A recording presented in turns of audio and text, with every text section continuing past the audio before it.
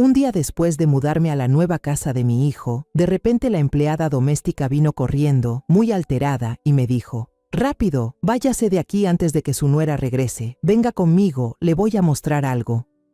Me quedé en shock, temblando, al descubrir la verdad sobre mi nuera. Pero antes de continuar, revisa si ya te suscribiste al canal y comparte en los comentarios desde dónde nos estás viendo. Nos encantaría saber hasta dónde llegan nuestras historias de venganza. Hoy es el segundo día desde que me mudé a vivir con mi hijo y su esposa. El sonido del motor del coche se fue apagando poco a poco hasta quedar en silencio afuera del portón. Mauricio, mi hijo, acaba de llevar a Eugenio, mi nieto, a la escuela. Camila, mi nuera, también salió desde temprano, pero no la he visto regresar. Ahora solo quedamos la empleada y yo, Rosa. Decidí limpiar el juego de té de plata, la única reliquia de mi difunto esposo que traje conmigo. Pero de pronto, un ruido agudo sonó detrás de mí y casi dejo caer la tetera de plata. Me giré. Rosa, la empleada, que tiene más o menos mi edad, estaba parada en medio del pasillo, inmóvil.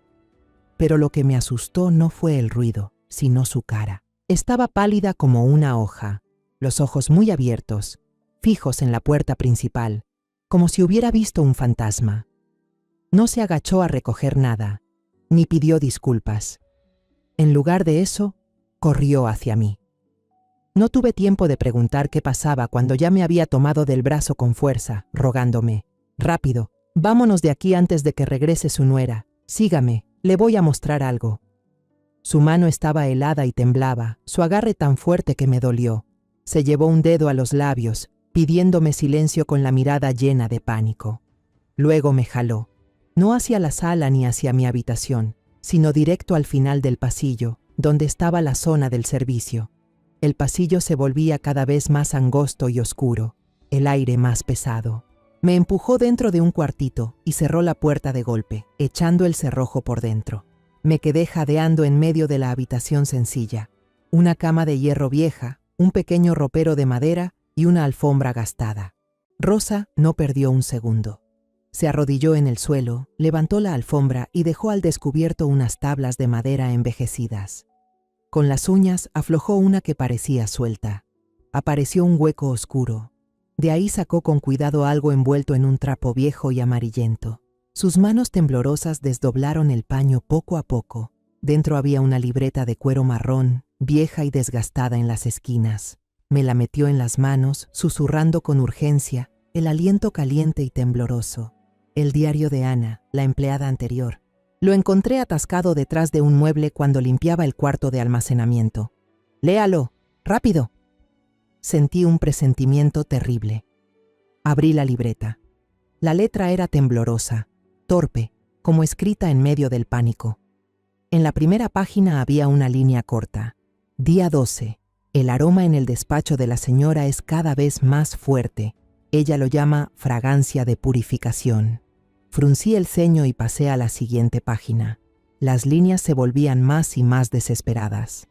Camila dice que esto es solo un experimento. Dice que necesito limpiar mi energía negativa. Cada vez que grito de dolor y me ahogo con ese humo, ella sonríe y dice que es una reacción energética. Hay algo en sus ojos, algo que ya no es humano. Esos ojos vacíos, fríos. Sentí que la sangre se me helaba. Pasé rápidamente las siguientes páginas, llenas de notas sobre haber sido atada a una silla, obligada a inhalar un humo raro con olor a hierbas y lirios marchitos, sobre cómo su cuerpo se debilitaba y su mente se nublaba. Me quedé petrificada al llegar a la última página. La tinta estaba corrida, casi ilegible, como si la escritora hubiera usado sus últimas fuerzas. Si desaparezco, busquen bajo el rosal del jardín. Ella dijo riendo que me enterraría allí si llegaba a unirme a los espíritus durante la purificación. El cuaderno se me cayó de las manos y golpeó el suelo con un sonido seco. Todo mi cuerpo temblaba. ¿El rosal? El mismo rosal enorme y lleno de flores que Camila me presumió orgullosa el primer día que llegué. Rosa se apresuró a recoger el cuaderno, los ojos llenos de lágrimas y una mirada suplicante. «Señora Elena, he notado que el señor Mauricio está muy raro últimamente. Se le olvidan las cosas, siempre está cansado. Ayer ni siquiera recordó mi nombre, y llevo casi un año trabajando aquí. Tengo miedo de que el próximo sea él. Las palabras de Rosa fueron como un rayo cayendo directo en mi mente. Un recuerdo brilló de repente, nítido como el día. La primera vez que vine aquí, Camila me sonrió con dulzura y me llevó a dar un recorrido por la casa. Al llegar al final del pasillo, señaló una puerta de madera oscura y dijo, con voz suave, como si no tuviera importancia: «Mamá puede ir a donde quiera en la casa, menos en mi despacho». En ese momento pensé que era una petición normal de privacidad, pero ahora que lo recordaba, su sonrisa nunca llegó a sus ojos. Era solo una máscara perfecta para ocultar algo helado detrás de esa mirada. Justo entonces, el sonido del motor de un auto conocido se escuchó afuera, acercándose más y más. Rosa y yo nos quedamos heladas. Camila había vuelto. Sin decir una palabra, Rosa me arrancó el cuaderno de las manos. Lo volvió a meter en el hueco bajo el piso, cubrió la tabla y acomodó la alfombra encima como si nada. Cada movimiento fue rápido y preciso, casi inhumano. Cuando terminó, me empujó fuera de la habitación. «Haga de cuenta que no vio nada», susurró con voz tensa por el miedo. Por su seguridad y por la del joven también. Salí al pasillo con el corazón desbocado. La puerta del cuarto de servicio se cerró detrás de mí, devolviéndole al pasillo ese silencio falso y elegante. Casi tambaleándome, regresé al salón. Me dejé caer en el sofá de terciopelo, pero mi cuerpo estaba tan rígido que ni siquiera sentí su suavidad. Se oyó el sonido de una llave girando en la cerradura, y Camila entró. Llevaba varias bolsas de compras y me sonrió. ¿Mamá no se aburrió estando sola en casa? Su sonrisa seguía ahí, radiante como siempre, pero ahora, a mis ojos, era solo una curva vacía en una máscara de porcelana fría. Cada gesto amable suyo me helaba la sangre. ¿Quiere un poco de té de manzanilla? Compré uno muy bueno, dijo mientras caminaba hacia la cocina. Le ayudará a dormir mejor. Sentí la garganta seca. Té de manzanilla. Dormir mejor. ¿Habría algo en él? ¿Ana habría recibido alguna vez una taza de té para dormir mejor? Intenté forzar una sonrisa, pero mi propia voz sonó lejana. Gracias, hija, pero no tengo sed. Tenía que mantener la calma. Cualquier señal de miedo podía ser un error fatal. Esa noche no pude dormir. Cada pequeño ruido de la casa me hacía saltar. El tic-tac del reloj del pasillo ya no marcaba el paso del tiempo, sino la cuenta regresiva hacia algo terrible. Me quedé despierta, con los ojos fijos en el techo oscuro, reviviendo la imagen del cuaderno y del rosal en el jardín. Cerca de las 2 de la madrugada, cuando el silencio era espeso como una manta, lo escuché. Un crujido débil del piso de madera, apenas audible, pero en medio de la noche se oía claro. Venía del pasillo. Contuve la respiración, el corazón a punto de salirse del pecho. Me deslicé hasta el borde de la cama y miré por la rendija de la puerta.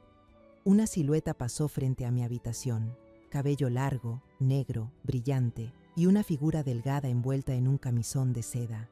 Era Camila, pero no se dirigía a la cocina ni a la sala. Su sombra avanzaba hacia el final del pasillo, donde estaba el despacho prohibido. Una mezcla de miedo y curiosidad me impulsó. Me levanté con cuidado, caminando sin hacer ruido. Pegué la oreja a la puerta. Silencio. Luego escuché los susurros. No venían de su habitación, sino del cuarto prohibido. No podía escuchar con claridad cada palabra, pero esa voz, sin duda, era la de Camila. Ya no tenía la dulzura ni la suavidad de siempre. La voz en la noche era grave, monótona y fría como el metal. Parecía que hablaba por teléfono, pero en un idioma que yo nunca había oído. No era español, tampoco inglés. Los sonidos eran rápidos, agudos, más parecidos a un antiguo conjuro que a una conversación. Al mismo tiempo, un olor extraño empezó a colarse por la rendija de la puerta de mi habitación. Un olor áspero, dulzón, como de incienso mezclado con alguna hierba quemada. Era penetrante y perturbador, el mismo aroma de purificación del que Ana había escrito en su diario. Ese olor me provocó náuseas, mareo y vértigo. Retrocedí de inmediato, me senté en la cama y me tapé la nariz con la mano. Esa noche no dormí ni un minuto, esperando a que los primeros rayos del amanecer entraran en la habitación. A la mañana siguiente, en la mesa, el aire se sentía tan pesado como el plomo. Traté de actuar con normalidad, pero mis ojos no dejaban de observar a mi hijo. Las ojeras bajo los ojos de Mauricio eran más marcadas que nunca, haciéndolo ver demacrado. Estaba ahí, con la cuchara en la mano, removiendo el café sin parar, una y otra vez, hasta que casi se enfrió. Su mirada se perdía en un punto vacío de la pared, sin vida, sin alma. Puse mi mano sobre la suya y sentí un frío antinatural. ¿El trabajo está muy estresante últimamente, Mauricio?, le pregunté, intentando sonar natural. Se sobresaltó como alguien que despierta de un sueño. Parpadeó varias veces, tardando unos segundos en procesar mi pregunta. Lo normal, mamá. Su voz era plana, sin emoción. Luego volvió a quedarse en silencio, mirando al vacío. Camila, sentada frente a él, le puso una mano en el hombro. Sonrió, esa sonrisa perfecta de siempre. Solo le falta dormir un poco, mamá. Yo lo estoy cuidando muy bien. Remarcó esas dos palabras. Muy bien, mirándome con una expresión que parecía una advertencia. Durante el desayuno, Mauricio dejó caer el tenedor al suelo. El sonido del metal contra el azulejo fue tan agudo que me estremeció. En lugar de agacharse a recogerlo, se quedó mirando el piso, confundido, sin saber qué hacer. Pasaron unos segundos antes de que Camila hablara con voz suave. «Déjame ayudarte». Se inclinó para recoger el tenedor, y solo entonces él parpadeó. Aquella escena me partió el corazón. Ese no era mi hijo. Mi hijo, el arquitecto talentoso y ágil. ¿Dónde había ido a parar? Por la tarde, al pasar por el pasillo para buscar un libro, mi corazón se detuvo un segundo. La puerta oscura del despacho estaba entreabierta. Tal vez Camila había olvidado cerrarla. Una curiosidad enfermiza me invadió, superando el miedo. Caminé despacio, acercándome, y miré por la rendija. La habitación estaba sumida en la oscuridad, aunque afuera aún había luz. No había ventanas. La única iluminación venía de unas cuantas velas encendidas sobre una especie de altar en la esquina. Las llamas titilaban, reflejándose sobre objetos de formas extrañas. Piedras negras y brillantes, mechones de cabello atados con hilo rojo, un pequeño cuchillo con mango de hueso. El olor del aroma de purificación era tan fuerte que apenas podía respirar. ¿Qué está buscando, mamá? La voz suave sonó justo detrás de mí y casi grité del susto. Me giré bruscamente. Camila estaba ahí, sin que la hubiera oído llegar, tan silenciosa como un fantasma. Sonreía, pero sus ojos no. Eran fríos y afilados como cuchillas. «Ah, nada», balbucé, con el corazón golpeando en el pecho. Solo estaba dando una vuelta. Ella no respondió. Mantuvo la sonrisa mientras, con una mano suave pero firme, me hizo retroceder un paso. Con la otra cerró la puerta. El sonido del cerrojo al encajar fue seco y despiadado. Era como una afirmación de que su mundo era un secreto al que yo jamás tendría derecho a acercarme. Esa noche volví a despertar, pero esta vez no era solo el crujido de una persona. Escuché mucho más que eso. Había sonidos de varios pasos diferentes en el pasillo, pasos muy suaves, como si quien caminaba intentara no hacer ruido. Los susurros ya no eran de una sola voz, sino de varias, mezcladas con risitas pequeñas y escalofriantes. Había gente extraña en la casa. Me acurruqué en la cama, cubriéndome la cabeza con la cobija, pero esos sonidos seguían colándose en mis oídos, sembrando un terror absoluto. Esta ya no era la casa de mi hijo.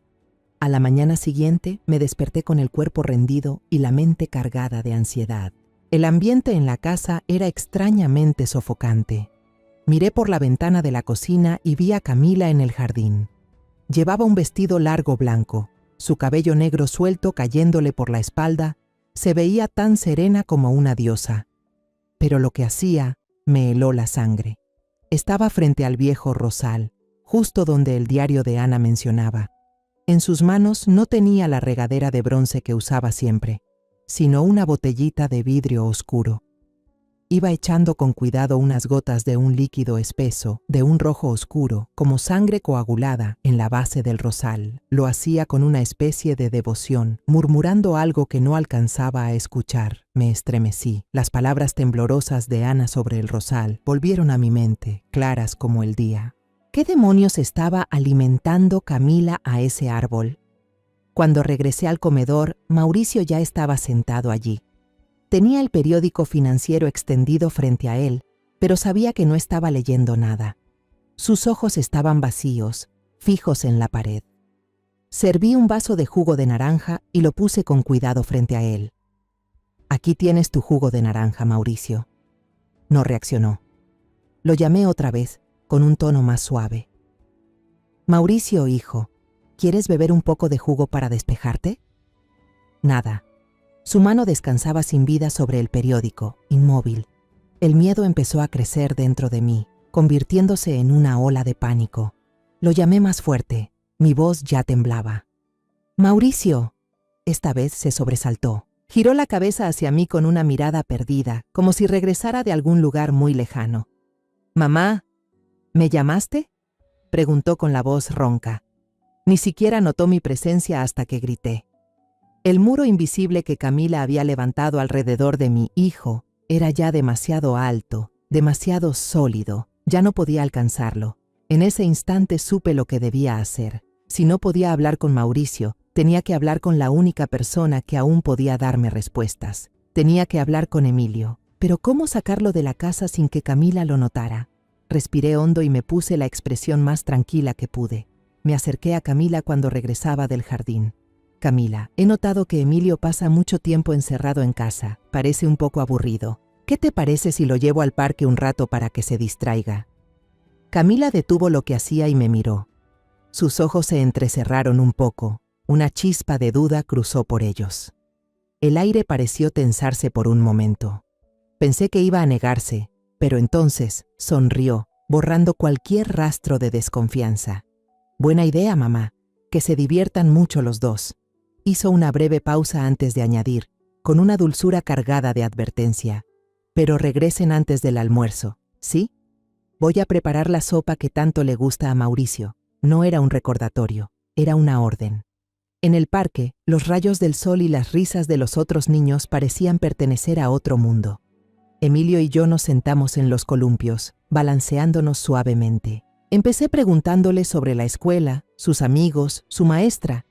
Quería que se sintiera cómodo, seguro con su abuela. Saqué del bolso un caramelo de chocolate envuelto en papel plateado brillante, su favorito. «Toma, es para ti», sonreí. El niño lo aceptó feliz, con los ojos encendidos de alegría. Cuando terminó el dulce, supe que había llegado el momento. Puse suavemente mi mano sobre su hombro. «Emilio», comencé, tratando de mantener mi voz firme. «He notado que tu papá se ve muy cansado últimamente. ¿Sabes por qué?» El niño dejó de balancearse. Sus piernas suspendidas se quedaron quietas. Bajó la mirada hacia sus tenis y murmuró casi en un susurro. «Papá tiene que trabajar con mamá por las noches». Sentí un nudo en el pecho. Contuve el aliento y continué, tratando de sonar lo más tranquila posible. «¿Qué tipo de trabajo, hijo? ¿Algo de la oficina?» Emilio levantó la mirada hacia mí. Los ojos claros de un niño de 8 años ahora reflejaban un miedo que jamás debería haber conocido. «No, abuela. Mamá habla con alguien en el espejo. Dice que es su amigo de luz». Tragó saliva. «Todas las noches mamá y papá entran al estudio al final del pasillo. Se quedan ahí mucho tiempo, a veces hasta la mañana». ¿Hablar con alguien en el espejo? Sentí que la sangre se me helaba. ¿Alguna vez has visto a ese amigo? El niño negó con fuerza, sus pequeñas trenzas moviéndose de un lado a otro. «No, mamá no me deja entrar. Una vez tuve curiosidad y me acerqué. Escuché que mamá cantaba canciones raras, diferentes a las que pasan en la tele o en la escuela. Su voz sonaba como un murmullo constante. Y la puerta del cuarto estaba muy fría, abuela», dijo temblando. Solo puse la mano y sentí que estaba helada como una piedra. «Canciones raras, una puerta fría como piedra». Cada detalle que contaba encajaba con la imagen aterradora que se formaba en mi mente. Hice la última pregunta, la más importante, aunque sabía que la respuesta me rompería el corazón. Entonces, ¿cómo se ve tu papá cuando entra con ella al cuarto? Emilio apretó los labios. Sus ojos se humedecieron. Parece con sueño, abuela. Mamá lo lleva de la mano como si fuera un bebé. Una vez me desperté a tomar agua y vi que papá lloraba. Lloraba en silencio, sin hacer ruido. Esas palabras fueron como un cuchillo directo al corazón. Mi hijo, mi fuerte Mauricio, llorando en silencio. No era voluntario. Estaba siendo forzado, torturado dentro de su propia casa. Una mezcla de dolor y rabia me quemó por dentro, tan intensa que tuve que morderme los labios para no llorar frente a mi nieto. En ese momento, el teléfono en mi bolso comenzó a sonar. Temblando, lo saqué. En la pantalla apareció el nombre Camila. Respiré hondo antes de contestar. Sí, hija, te escucho. Mamá, ya casi es hora de almorzar. Regresen las 2, ¿sí? La voz de Camila al otro lado era tan dulce que daba escalofríos. Lo supe de inmediato. Era una advertencia. De alguna manera nos estaba vigilando. De regreso a casa, Emilio no dijo nada. Solo apretaba fuerte mi mano. Sus dedos temblaban y supe que había puesto una carga demasiado pesada sobre los hombros de un niño. Pero no tenía otra opción. Sus susurros, esos detalles inocentes, eran el único arma que tenía para enfrentar la oscuridad que envolvía a mi familia. No podía seguir esperando. Tenía que encontrar pruebas, entender en qué se había convertido el monstruo que era mi nuera. Y la oportunidad llegó antes de lo esperado. A la mañana siguiente, durante el desayuno, Camila anunció con una sonrisa radiante: «Hoy tengo que asistir a una conferencia sobre energía espiritual en el centro. Seguramente estaré toda la mañana». Sentí mi corazón dar un salto, sola en esta casa. Esta era la oportunidad que el cielo me daba, una oportunidad frágil y llena de riesgos que debía aprovechar. Agaché la cabeza, fingiendo estar concentrada en mi plato de huevos para ocultar el destello en mis ojos, y asentí con indiferencia. Entonces, cuídate en el camino. En cuanto el sonido del motor de su auto desapareció detrás del pesado portón de hierro, actué de inmediato. No desperdicié ni un segundo. Fui directo al final del pasillo, donde una puerta de madera oscura se mantenía inmóvil como un guardia leal de secretos oscuros. El corazón me golpeaba el pecho como un tambor de guerra, retumbando en mis oídos. Cada paso se sentía pesado. Me paré frente a la puerta, respiré hondo y extendí mi mano temblorosa para agarrar el pomo de bronce helado. Ya me había preparado para que estuviera cerrada con llave, para tener que buscar la manera de forzarla. Pero cuando giré el pomo, se movió con suavidad. No estaba cerrada. Un escalofrío me recorrió la espalda. Camila no había dejado la puerta abierta por descuido. No la cerró porque era demasiado confiada, demasiado arrogante, convencida de que nadie en esta casa, y mucho menos una vieja como yo, se atrevería a entrar en su territorio. Esa arrogancia era su error, y mi única esperanza. Empujé la puerta con cuidado. Una corriente de aire frío y un olor penetrante me golpearon en la cara. Era una mezcla repugnante de lirios marchitos, incienso y humedad. El olor de un lugar que nunca ve la luz del sol. La habitación estaba completamente a oscuras, sin un solo rayo de luz natural. La única iluminación venía de unas cuantas velas encendidas que titilaban sobre un pequeño altar en la esquina, con una luz temblorosa, casi fantasmal. Cuando mis ojos se acostumbraron a la oscuridad, empecé a distinguir mejor las cosas. En las paredes cubiertas de terciopelo negro colgaban telas con símbolos extraños, líneas curvas y ángulos que se entrelazaban de forma incomprensible. Sobre el altar, además de las velas y un incensario del que salía una fina columna de humo, había mechones de cabello atados con hilo rojo, un pequeño cuchillo con el mango hecho de hueso animal y unas piedras negras, lisas y brillantes, como si hubieran sido pulidas durante siglos. Empecé a revisar todo con método, tratando de mantener mi respiración controlada, Comencé por el escritorio de madera de ébano. Los cajones no tenían llave. Dentro solo había cuadernos llenos de símbolos que no podía leer, como si fueran de un idioma antiguo. Nada útil. Dirigí mi atención al gran armario que se alzaba en la esquina del cuarto. Abrí las puertas y un olor a alcanfor y tela vieja me llenó la nariz. Dentro había un montón de pañuelos de seda negros, doblados con cuidado. Moví las capas de tela suave y fría. Mi mano tocó algo duro, con forma de caja. La saqué. Era una caja de madera negra, sin adornos, sin cerradura, solo con un simple broche de bronce, fría y pesada en mis manos. Me temblaban los dedos cuando abrí el broche y levanté la tapa. El interior estaba forrado con terciopelo rojo oscuro, como la sangre. Lo primero que vi me revolvió el estómago. Era una foto de Mauricio, una tomada en el viaje familiar del año pasado. Sonreía con alegría, los ojos llenos de felicidad. Pero justo sobre el lugar de su corazón, en la foto, había una marca redonda, negra, como si alguien hubiera apagado un cigarrillo encendido ahí. Ese gesto estaba cargado de odio y maldad. Temblando, levanté la foto. Debajo, sobre el terciopelo rojo, había un objeto pequeño, moderno, fuera de lugar, una memoria USB negra. Sin pensarlo, la saqué rápido. La metí en el bolsillo de mi blusa, volví a poner la foto en su sitio, cerré la caja y la escondí de nuevo bajo los pañuelos de seda. Salí corriendo de la habitación, cerrando la puerta con cuidado para no hacer ruido. Corrí directo al cuarto de Mauricio, donde aún tenía su laptop sobre el escritorio. Con las manos temblando tanto que casi lo dejo caer 2 veces, conecté la memoria USB. La pantalla de la computadora se encendió y mostró una sola carpeta dentro del USB, llamada Proceso. Sentí que el corazón se me detenía. Hice clic para abrir la carpeta. Dentro había decenas de archivos de video con nombres de fechas. Abrí el primero, titulado Experimento Ana. La pantalla parpadeó y de pronto apareció una escena aterradora. En la misma habitación oscura de donde yo acababa de salir, Ana, la antigua empleada doméstica, estaba amarrada a una silla. Lloraba y suplicaba desesperada. A su alrededor estaban Camila y 3 mujeres más, todas con máscaras de porcelana blanca sin expresión. Estaban recitando cánticos monótonos. Camila no decía nada, solo se quedaba allí, sonriendo mientras miraba a Ana retorcerse. Una sonrisa vacía, satisfecha. Tuve que taparme la boca con la mano para no vomitar.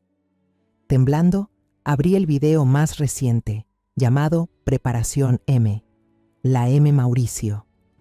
El escenario era el mismo cuarto, las mismas mujeres con máscaras, pero esta vez la figura en la silla no era una persona real, era un muñeco hecho de paja, vestido con un traje de oficina de Mauricio.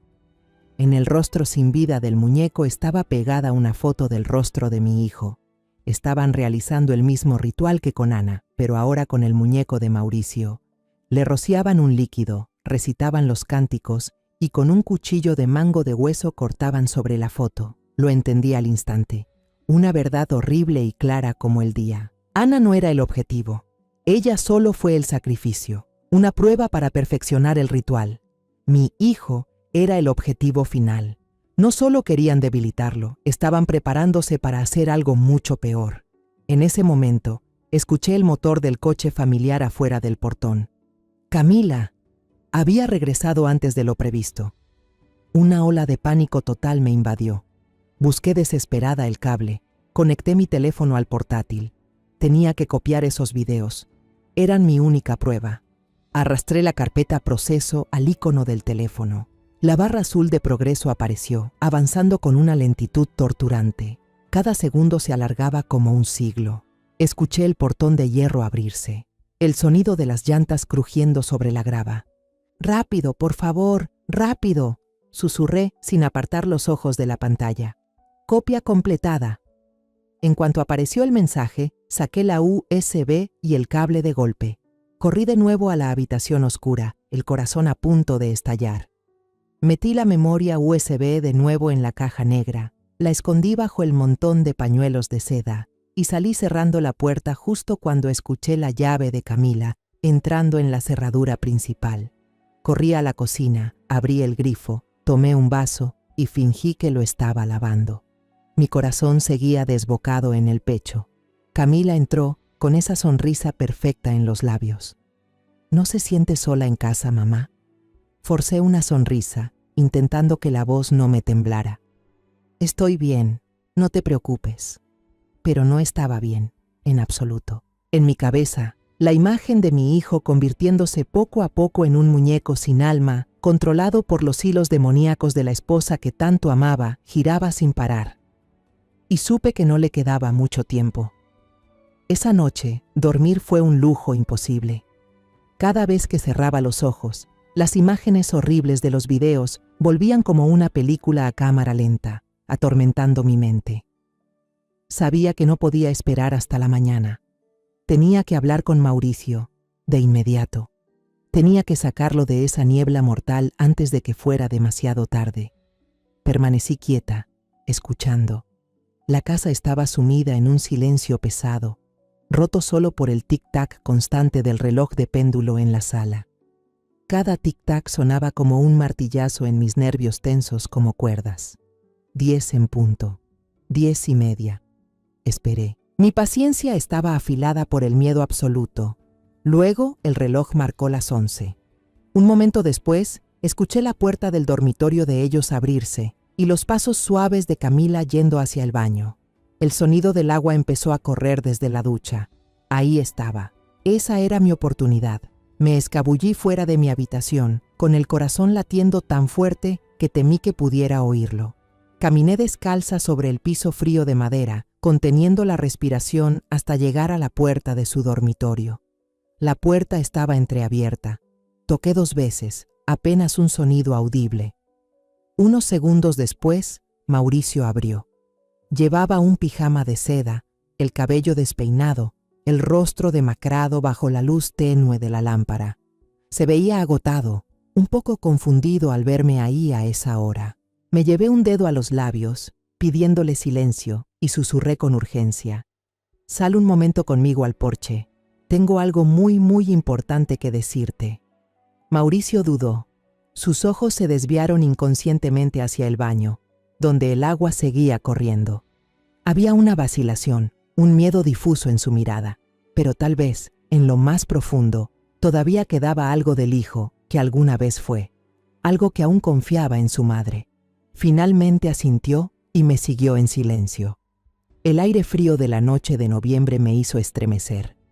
Nos sentamos en la mecedora del porche, que todavía se movía suavemente después de que nos sentamos.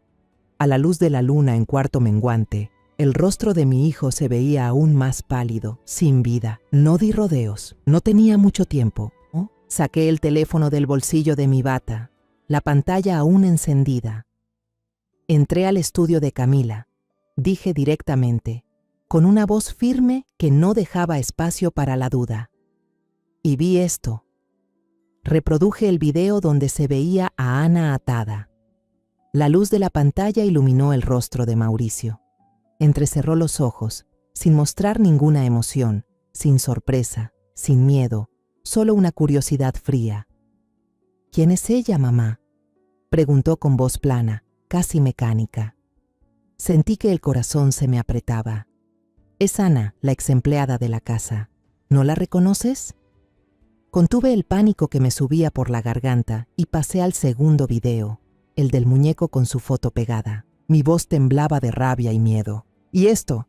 Mira lo que están haciendo contigo, Mauricio. ¡Míralo! Él observó la pantalla, la imagen de sí mismo convertido en un muñeco de paja. De repente, soltó una risa suave, seca y vacía, un sonido más aterrador que un grito. «Mamá», dijo con voz ligera, «Camila solo está meditando. Debe de ser una nueva técnica de meditación, usando imágenes para concentrarse y limpiar la energía negativa. No pienses cosas raras». Me quedé helada, sin poder creer lo que oía. ¿Meditación? ¿Limpieza de energía? ¿Qué demonios le había metido Camila en la cabeza? Lo tomé por los hombros, lo sacudí, como si eso pudiera despertarlo de su trance. «Mauricio, despierta. ¿Sabes lo que estás diciendo? Eso no es meditación. Es brujería. Te está haciendo daño. ¿No ves que estás cada vez más débil, más vacío? ¿Dónde está mi hijo? Sus ojos me miraron sin brillo, sin una pizca de emoción. El muro de indiferencia ya estaba completamente erigido. Estoy bien, mamá. En serio, desde que medito con Camila me siento más ligero, sin tanta presión del trabajo. En mi desesperación, le conté todo. Le hablé del diario de Ana, de la última frase que apuntaba hacia el rosal. Conté la advertencia de Rosa, el miedo que ella sentía al ver que él ya ni siquiera recordaba su propio nombre. Lo conté desesperada, con la voz temblorosa y las lágrimas empezando a salir. Había puesto toda mi esperanza en esa conversación. Él solo escuchaba en silencio, sin que su rostro mostrara la más mínima emoción, como si le estuviera contando una historia que no tenía nada que ver con él. Cuando terminé, sollozando sin poder controlarme, me quitó suavemente las manos de los hombros. Un gesto tierno, pero tan cruel como una puñalada.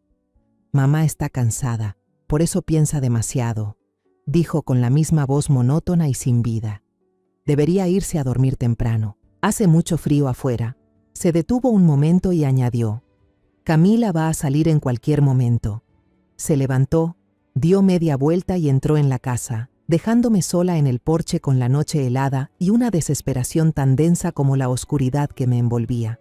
El muro invisible que Camila había levantado alrededor de mi hijo era demasiado sólido. Ninguna palabra, ninguna prueba, ninguna lágrima podía atravesarlo. Ya no podía alcanzarlo. En cuanto la figura de Mauricio desapareció tras la puerta, la luz del baño se apagó de golpe. Una verdad espantosa y helada me recorrió la espalda. El sonido del agua era una trampa. Camila no se estaba bañando. Había estado detrás de esa puerta todo el tiempo, escuchando cada palabra. Caminé de regreso a mi habitación, sintiendo que acababa de librar una batalla que había perdido de la peor manera. El frío del suelo me calaba en los pies, pero no se comparaba con el hielo que se extendía desde mi corazón. Había fracasado. Mi hijo estaba completamente en manos de Camila, atrapado detrás de un muro de indiferencia que yo no podía derribar. Y lo peor de todo era que ahora Camila sabía que yo sabía. Desde ese momento ya no era una madre vieja y molesta. Me había convertido en su enemiga. A la mañana siguiente, todo parecía aterradoramente normal. El sol salió como siempre. Los pájaros cantaban en el jardín. Mauricio seguía sentado en la mesa, revolviendo su café con indiferencia. Pero había una tensión silenciosa, pesada, como el aire antes de una tormenta. Camila me saludó con una sonrisa. Me preguntó si había dormido bien, con una voz dulce como la miel. Pero su mirada era distinta. Ya no ocultaba la desconfianza ni la advertencia. Cuando nuestras miradas se cruzaron, vi en sus ojos una frialdad cruel, una promesa de castigo. Y ese castigo no tardó en llegar. Al mediodía, mientras estaba en mi habitación, escuché unos sollozos suaves en el pasillo. Abrí la puerta y vi a Rosa. Estaba frente a su cuarto, con una bolsa de tela vieja y gastada que contenía todas sus cosas personales. Lloraba, no con llantos fuertes, sino con lágrimas silenciosas de miedo y resignación. Tenía los ojos hinchados. La llevé rápidamente a la cocina, donde podíamos hablar a solas. «¿Qué pasa, Rosa? ¿Por qué está empacando sus cosas?» «La señora me despidió, doña Elena», sollozó, con la voz quebrada. «Dijo que trabajo mal, que rompí cosas, pero yo no rompí nada. Dijo que tengo que irme de inmediato, que ni siquiera puedo esperar hasta fin de mes para cobrar». Sentí que el corazón se me hundía. Lo entendí enseguida. No se trataba de su desempeño. Era la venganza de Camila, un tiro certero que daba en 2 blancos. Castigaba a Rosa por ayudarme y al mismo tiempo me dejaba sin mi única aliada en esa casa. Me estaba aislando, paso a paso, convirtiéndome en un pájaro enjaulado, sin salida. «Lo siento, Rosa, todo esto es culpa mía», murmuré, con el pecho oprimido por la culpa. «No es su culpa», negó ella, secándose las lágrimas. Yo sabía que este día iba a llegar. Aquí todo da miedo. Miró alrededor y me metió en la mano un papelito doblado en 4. «Es el número de mi hermana. Me quedaré en su casa. Si pasa algo, llámeme. Pero no use el teléfono de aquí. Bajó la voz. Creo que la señora puede estar escuchando. Apreté el papel en mi mano, como si fuera una tabla de salvación. La observé mientras se alejaba hacia la puerta, con su pequeña bolsa al hombro, viéndose tan frágil y derrotada. El portón de hierro se cerró detrás de ella con un golpe seco y cruel. Mi última aliada se había ido. Ahora solo quedaba yo, sola, en la guarida del lobo. Esa tarde, cuando Emilio todavía estaba en la escuela y Mauricio no había vuelto del trabajo, la casa se volvió tan silenciosa que daba miedo. Yo estaba sentada en la sala, fingiendo leer un libro, pero mi mente era un caos. Camila bajó las escaleras. No fue a la cocina ni al jardín. Caminó directamente hacia mí. No se sentó. Solo se quedó ahí, con los brazos cruzados, mirándome desde arriba con una expresión arrogante. La máscara de dulzura había caído. Mamá. Su voz ya no era suave. Sonaba fría, cortante, como si saliera entre los dientes. Ya le advertí. Le dije que no se metiera en mis asuntos. Levanté la vista y la miré directo a los ojos negros y helados. Por primera vez ya no sentí miedo, solo rabia. Lo que estás haciendo no son tus asuntos. Es un crimen. Estás destruyendo a mi hijo. Camila se echó a reír. Era una risa aguda, escalofriante, sin una pizca de alegría. Usted no entiende nada, una vieja anticuada. ¿Qué puede saber? Esto es una purificación, una unión de almas elevadas. Mauricio ha sido elegido. Será liberado del peso de este cuerpo mortal. Usted es una extraña. Nunca lo va a comprender. Se inclinó tan cerca de mi cara que pude sentir su aliento frío y oler el leve aroma a hierbas que emanaba de su cuerpo. Su voz bajó a un susurro, pero cada palabra cortaba como un cuchillo. Quédese tranquila siendo una madre anciana y respetable en sus últimos años. Cuide a Emilio, cocine, lea libros. Ese es su papel. Si no... Se detuvo. Sus ojos se entrecerraron hasta volverse dos líneas finas. No puedo asegurarle que la purificación no venga también por usted. Ana también fue curiosa, como usted. Esa amenaza descarada me heló la sangre. Ana. Lo había admitido. Luego se dio la vuelta y se fue, caminando con la soberbia de una reina. Me dejó sentada ahí, temblando de miedo y furia. La máscara había caído por completo, revelando el rostro de un verdadero demonio. Desde esa noche, mi vida en esa casa se convirtió en un infierno. Camila ya no fingía. Me trataba como si no existiera, pero su presencia era como la de un fantasma, siempre rondando, siempre amenazante. Cada noche los ruidos que antes escuchaba se volvieron más claros, más descarados. Oía pasos en el pasillo, susurros y risitas extrañas que venían de las rendijas de las puertas. Ya no se escondían. Sabían que yo sabía y querían que sintiera miedo. No me atrevía a salir del cuarto después del anochecer. Empujaba el pesado ropero contra la puerta, me acurrucaba en un rincón y rezaba. Aquella casa lujosa se había convertido en una prisión, en un escenario para rituales enfermizos. Y yo era una prisionera, una espectadora forzada esperando el juicio final de mi hijo, y tal vez también el mío. Pasó una semana en un silencio aterrador. Camila se había quitado por completo la máscara. Me trataba como si fuera invisible. Pasaba a mi lado en el pasillo sin siquiera mirarme. Las comidas transcurrían en un silencio absoluto, solo roto por el tintinear de los cubiertos. Pero ese silencio era una forma de tortura. Me mantenía en alerta, siempre preguntándome cuándo atacaría esa serpiente. El estado de Mauricio empeoraba cada día. Era como un fantasma vagando por su propia casa. A veces se quedaba horas en el sofá, mirando un punto fijo en la pared, con los ojos abiertos pero vacíos. Ya no leía, no veía televisión, no hablaba, solo existía, como un cascarón sin alma. Cada vez que lo veía así, sentía que el corazón se me desgarraba.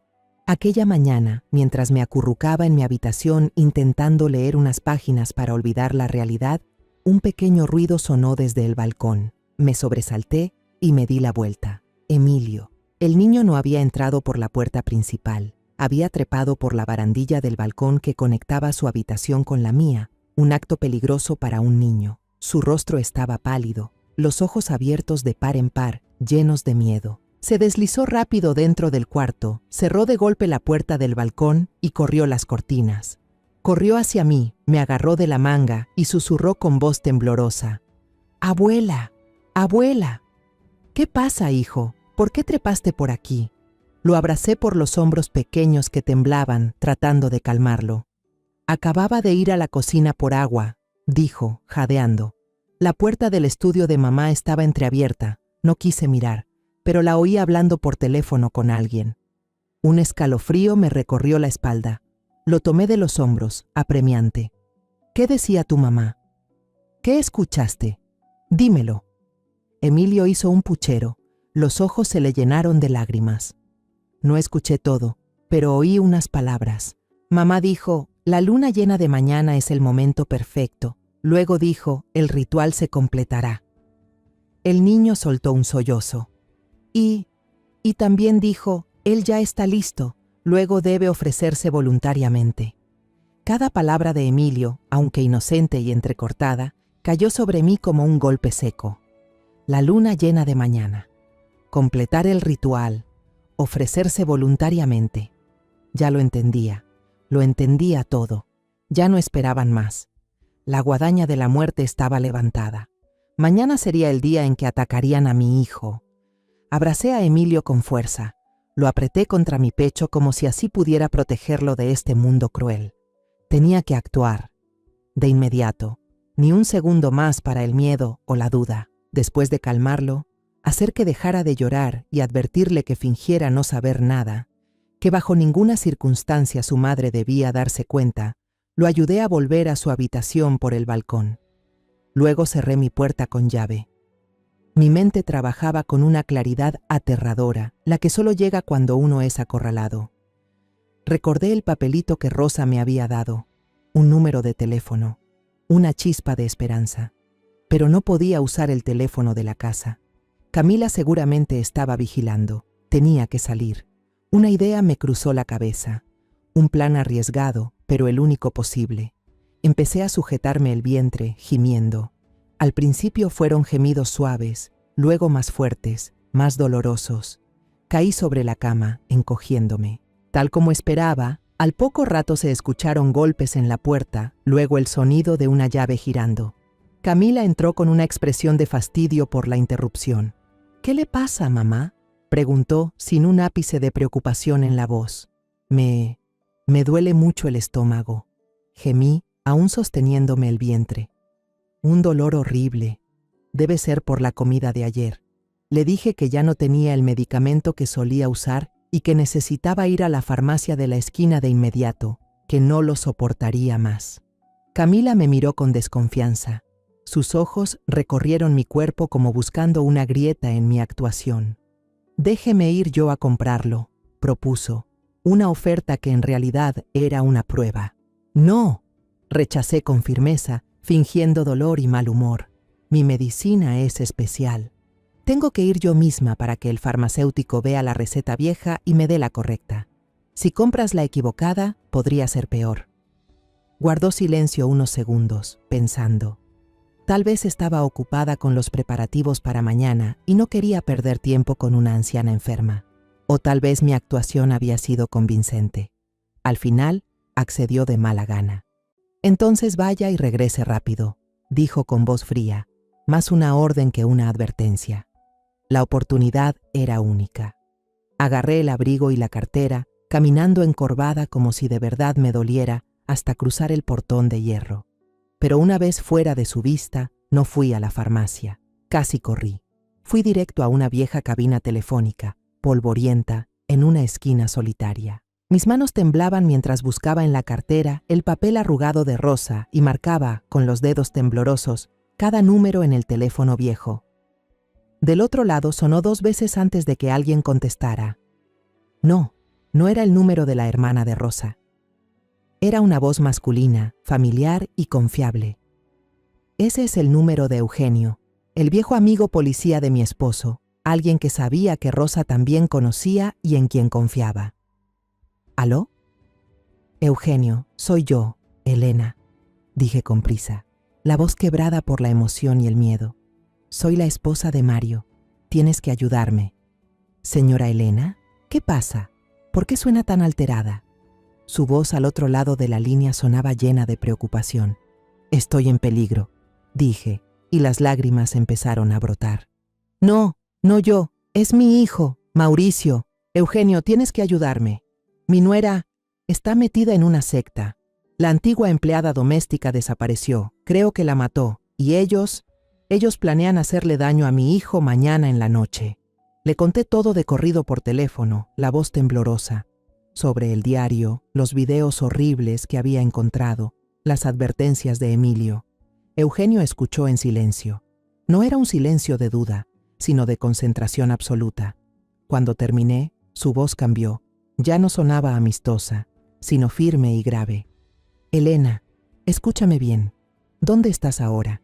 No vuelvas a tu casa bajo ningún motivo. Busca una cafetería discreta cerca y mándame la dirección a este número. Iré de inmediato. Las instrucciones de Eugenio me llevaron a una pequeña cafetería escondida en un callejón al que nunca había ido. El aire olía a café tostado y pan dulce, pero yo solo sentía el amargor en la garganta. Elegí una mesa en el rincón más apartado, pedí una taza de té que sabía que no podría tomar y esperé. Cada vez que la puerta se abría, el corazón me daba un brinco. Me temblaban tanto las manos que la cucharita tintineaba contra la taza de porcelana. Estaba apostando la vida de mi hijo, de mi nieto y la mía misma en este encuentro. Unos 15 minutos después, Eugenio llegó. No llevaba uniforme, solo una chaqueta de cuero vieja, el rostro marcado por la preocupación.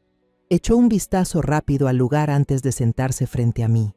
¿Está bien, Elena?, preguntó en voz baja, con tono sincero. Negué con la cabeza, incapaz de hablar. En su lugar, le tendí el teléfono con las manos temblorosas, ya abierta la carpeta de videos. Mírelo, esta es la prueba. Eugenio tomó el teléfono. No dijo nada, solo observó en silencio. Miré su rostro. Cuando apareció el video de Ana, frunció el ceño.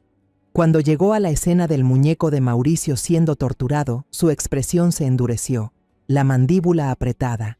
El silencio de un policía con experiencia puede ser más aterrador que los gritos. Esto es peor de lo que imaginaba, dijo por fin, la voz grave y densa de rabia contenida. Es el grupo Las Mujeres de la Luz. Hemos estado siguiéndolas por un tiempo, pero nunca tuvimos suficiente evidencia para intervenir. Actúan como una secta de élite. Reclutan mujeres ricas, con poder, pero emocionalmente inestables. Son muy reservadas. Todos sus rituales ocurren a puerta cerrada. ¿Entonces ustedes ya las conocían? La esperanza empezó a encenderse en mí.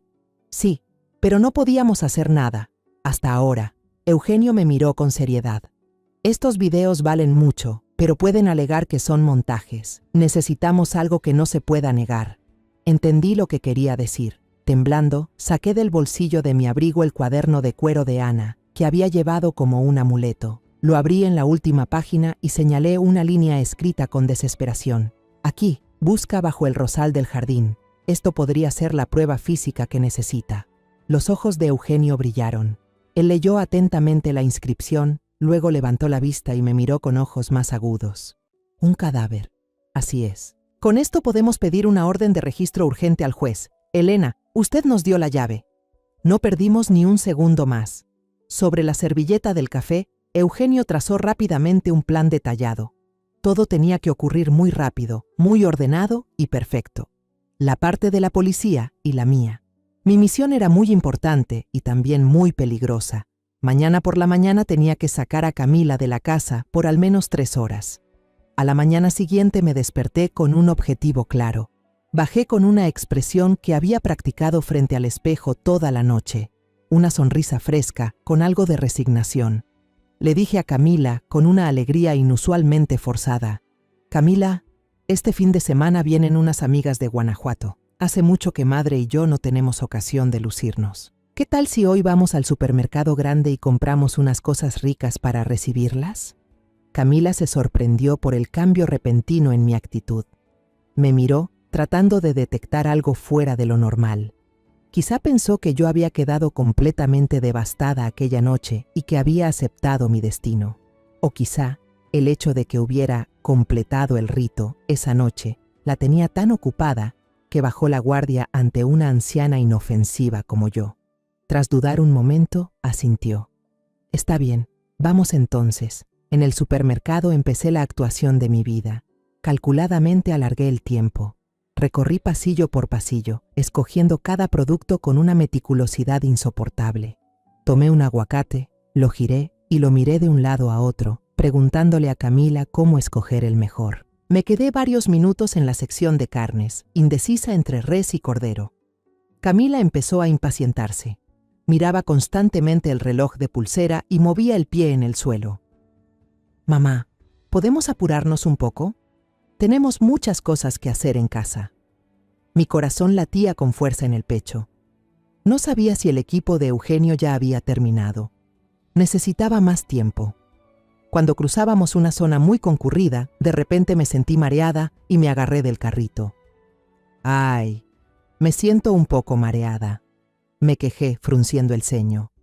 Será porque no he desayunado. Déjame sentarme un rato. Me ayudé hasta un banco cercano y me dejé caer, con las manos en la cabeza. Camila parecía molesta, pero no podía dejarme allí.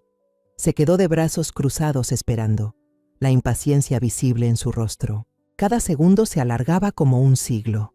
Justo cuando Camila estaba a punto de perder la paciencia y arrastrarme de regreso, el teléfono en el bolsillo de mi blusa vibró apenas. Fingí cansancio y lo saqué para ver la hora. En la pantalla apareció un mensaje de un número desconocido, con una sola palabra: listo. Un alivio leve recorrió todo mi cuerpo. Respiré hondo, me puse de pie y la fatiga desapareció. Ya me siento bien. Vámonos, hija. De camino a casa, a unas pocas casas de la nuestra, vi una camioneta blanca de la empresa de reparaciones estacionada al costado de la calle. 2 técnicos con uniforme fingían revisar un poste. Mi corazón se aceleró. Supe que eran gente de Eugenio. Cuando entramos a la casa, todo seguía tan tranquilo como siempre. Ni rastro de desorden. Eché una mirada rápida al jardín. El rosal seguía firme allí. La tierra alrededor no mostraba nada extraño. Habían trabajado con mucha profesionalidad, nivelando todo como si nada hubiese pasado. Miré las esquinas de las paredes en la sala, buscando cámaras ocultas, pero no vi nada. Camila no sospechaba nada. Guardó las compras con prisa, su mente completamente concentrada en sus propios planes oscuros para la próxima luna llena. Una noche que ella creía sería la coronación de su poder demoníaco. Una noche que ella no sabía que sería su propia noche final.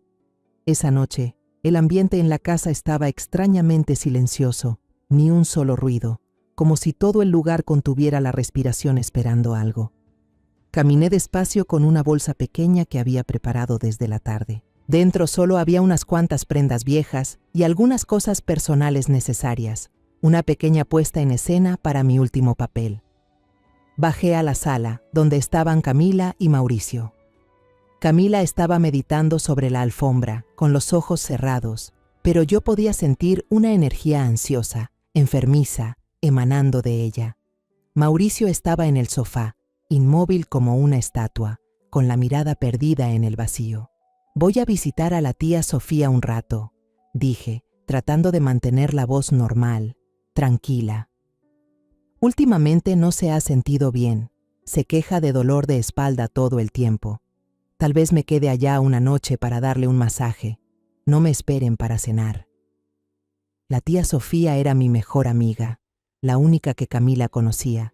Una excusa perfecta, imposible de poner en duda. Camila abrió los ojos. Su mirada se iluminó de una forma extraña, con un brillo casi delirante. Se levantó y se acercó a mí. «¿Ah, sí? Entonces que tenga buen viaje, mamá. Mándele mis saludos». Me abrazó, un abrazo fuerte y helado. Pude sentir claramente su alegría por librarse, al fin, del último obstáculo en la casa, justo en la noche más importante. Ese abrazo no era afecto, era una despedida llena de satisfacción. Miré a Mauricio. Solo levantó la vista un momento, sus ojos vacíos, sin una chispa de emoción, y luego volvió a mirar las líneas de su mano. No dijo adiós, ni siquiera asintió. Sentí el corazón apretarse, como si alguien lo exprimiera con una pinza. Pero tenía que irme.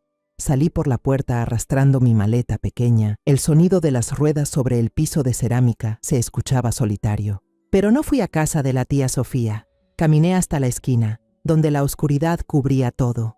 Un auto negro, sin placas de policía, me estaba esperando.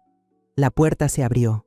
Eugenio estaba en el asiento del conductor y me saludó con un leve movimiento de cabeza. Dentro del auto, el aire se sentía denso, cargado. Además de Eugenio, había una joven oficial sentada atrás. Frente a ella una serie de pequeñas pantallas que mostraban imágenes de las cámaras ocultas que su equipo había instalado. Vi mi sala, el pasillo y, lo más importante, una toma nítida del cuarto secreto. El mundo privado y perturbador de Camila ahora estaba completamente expuesto ante nosotros.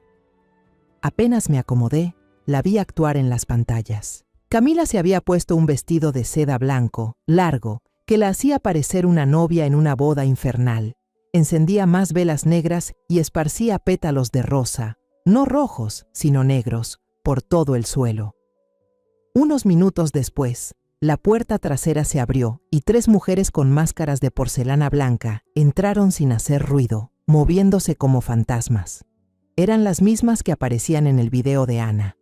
1 hora más tarde llegó el momento más aterrador. Camila fue al dormitorio y sacó a Mauricio. Mi hijo llevaba una camisa blanca, caminaba como un sonámbulo, con los ojos abiertos pero sin vida.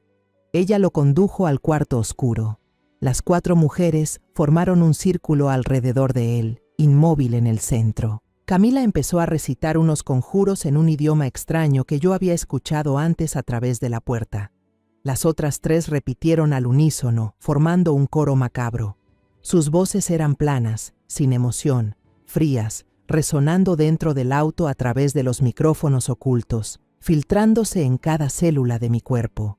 Después de un rato, Camila levantó una copa de plata que brillaba con la luz de las velas. Dentro había un líquido rojo oscuro, espeso como la sangre.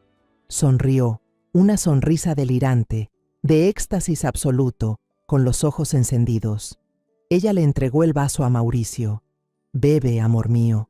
Su voz resonó con claridad a través del altavoz, dulce de una manera repugnante.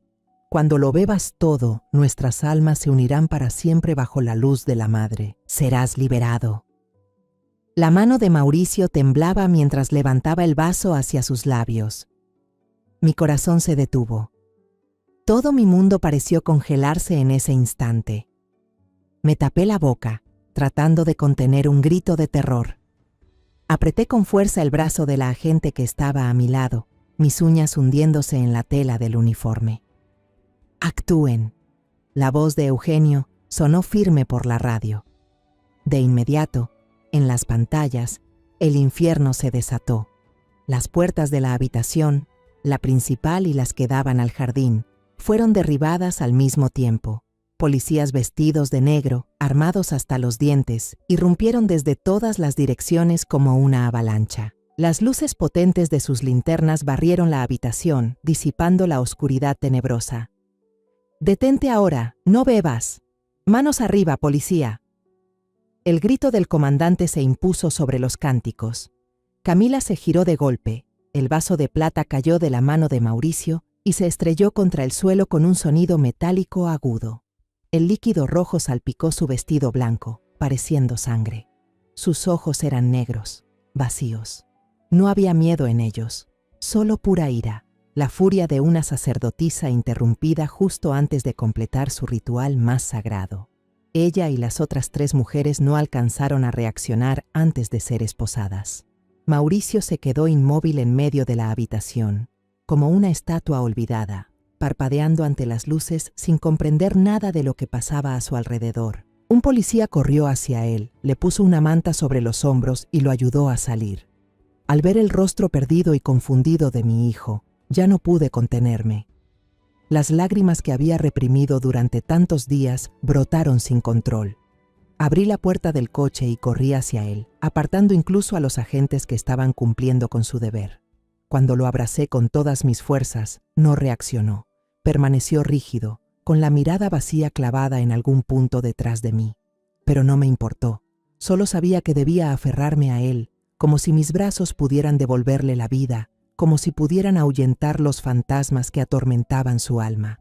En los días siguientes, la verdad espeluznante sobre la hermandad de la luz comenzó a salir a la luz. Al registrar la habitación secreta, la policía encontró objetos rituales aterradores, viejos libros encuadernados en cuero con descripciones de sacrificios y uniones de almas, y frascos con sustancias químicas complejas.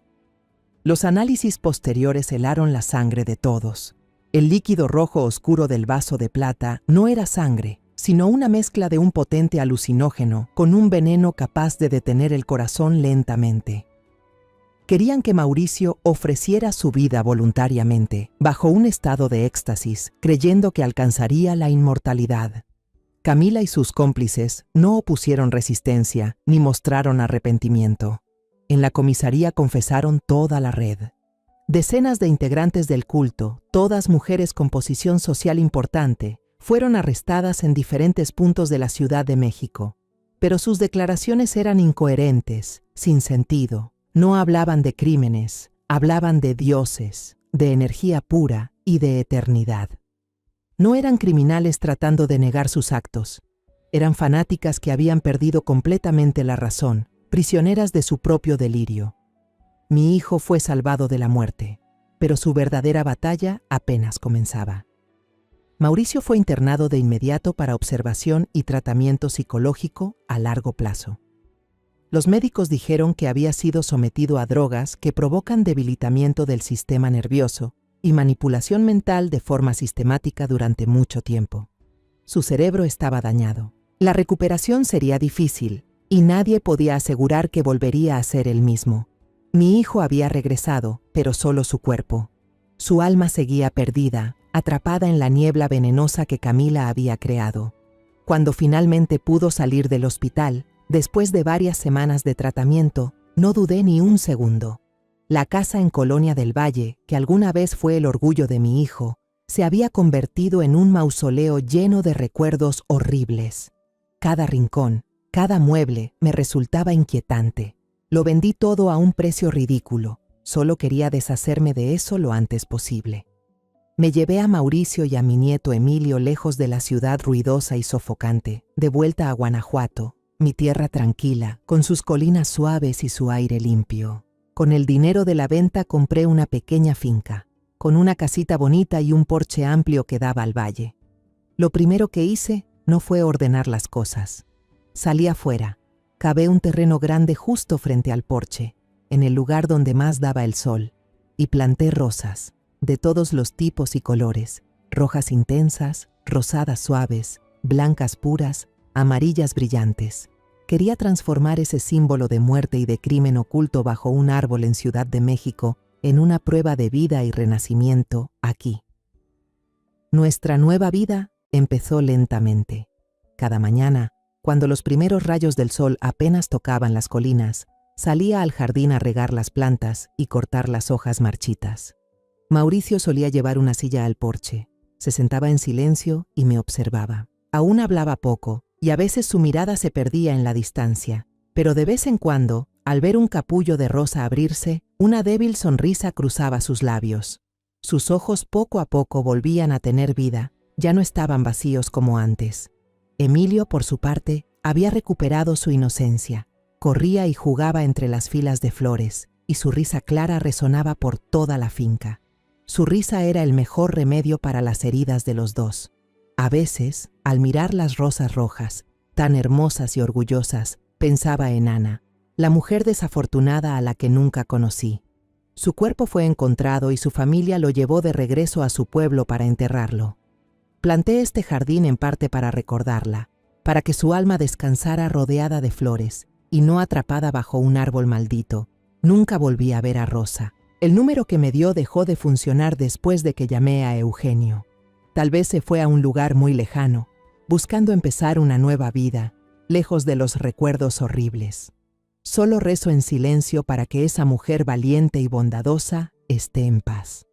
Su advertencia, el apretón tembloroso de su mano y aquellas palabras susurradas en aquella habitación pequeña. Váyase antes de que vuelva su nuera, fueron el comienzo de todo. Eso salvó no solo mi vida, sino también la de mi hijo y mi nieto, de un destino terrible. Mi jardín de rosas ahora brilla cada día más, llenando el aire de perfume bajo el sol de la mañana. Es la prueba de que la vida venció a la muerte, de que la razón triunfó sobre la locura fanática. Y cada mañana, al despertar y mirar el jardín, me recuerdo a mí misma que, incluso después de las noches más oscuras, el sol siempre vuelve a salir y las rosas siempre vuelven a florecer. La historia que acabas de escuchar ha cambiado nombres y lugares para proteger la identidad de los involucrados. No la contamos para juzgar, sino con la esperanza de que alguien escuche y se detenga a reflexionar. ¿Cuántas madres están sufriendo en silencio dentro de su propia casa? De verdad me pregunto, si tú estuvieras en mi lugar, ¿qué harías? ¿Elegirías callar para mantener la paz? ¿O te atreverías a enfrentarlo todo para recuperar tu voz? Quiero saber tu opinión, porque cada historia puede ser una vela que ilumine el camino de alguien más. Dios siempre bendice, y estoy segura de que el valor nos llevará a días mejores. Por ahora, en la pantalla final dejaré 2 de las historias más queridas del canal. Estoy segura de que te sorprenderán. Gracias por quedarte conmigo hasta este momento.